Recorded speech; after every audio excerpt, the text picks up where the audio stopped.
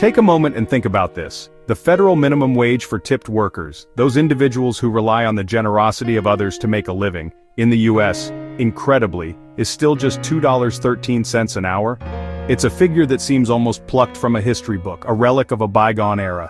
That's been unchanged since 1991. Think about that for a second. That's the same year the Super Nintendo came out, a time of 16-bit graphics and iconic soundtracks. Yet we're still using its pay rates, clinging to a wage standard that hasn't kept pace with inflation or the rising cost of living. It's a wage that dictates the reality for real people's livelihoods. This system essentially outsources payroll to customers, placing the responsibility of fair compensation on the unpredictable nature of tipping. It's a precarious situation, making workers' ability to pay rent, afford groceries, depend on a stranger's mood, their generosity, or even their perception of service. On paper, the minimum wage is a safety net, a foundational element designed to protect workers from exploitation. It's a promise that work should mean a pathway out of poverty. You don't live in poverty, but is that promise being kept? But scratch the surface, just below the veneer of economic policy, and you find a mess of complex issues. It's a tangled web of economic theories, political shouting, debates, and often deeply entrenched ideologies. And behind all the noise, there are real-world consequences for millions of workers.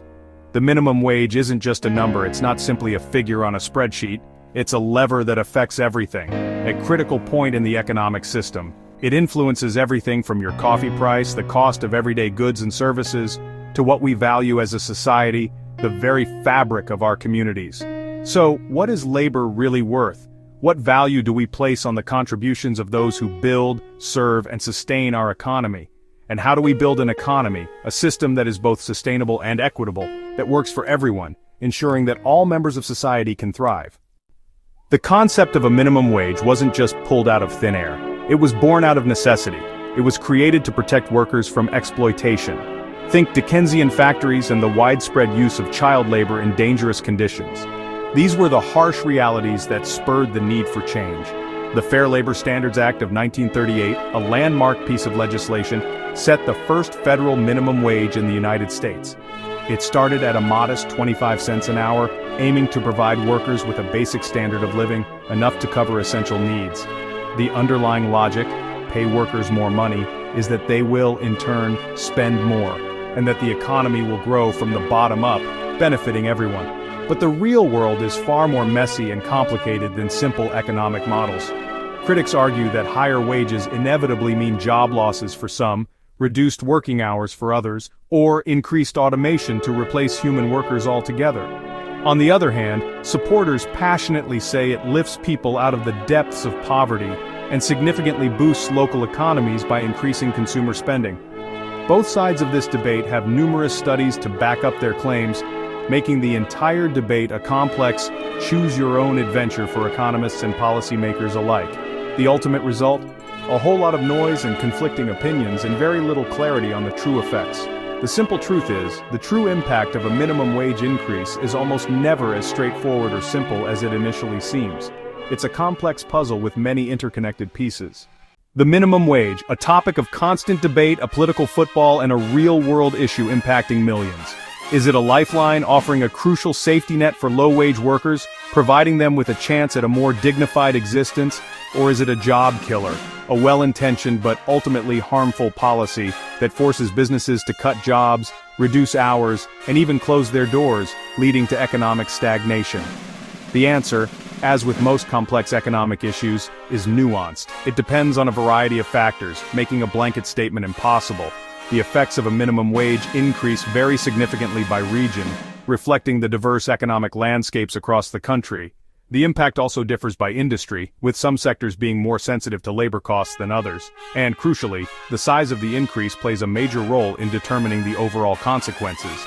A $15 wage in a high-cost area like New York City, where the cost of living is significantly higher, isn't the same as a $15 wage in rural Mississippi, where expenses are considerably lower. Take restaurants, for example. Faced with higher labor costs, owners might choose to cut staff, reducing the number of employees to maintain profitability. They might also raise prices on their menus, passing the increased cost on to consumers. On the other hand, they might benefit from lower employee turnover, as higher wages can lead to increased job satisfaction and retention. This in turn can result in better service and a more positive customer experience. The debate surrounding minimum wage often ignores that businesses paying poverty wages are essentially shifting the burden onto the public. They are subsidized by taxpayers who end up footing the bill for the low wages. This happens through various forms of public assistance programs designed to support low-income individuals and families, and the face of minimum wage work has changed dramatically over the years. The majority of minimum wage workers are adults, not teenagers.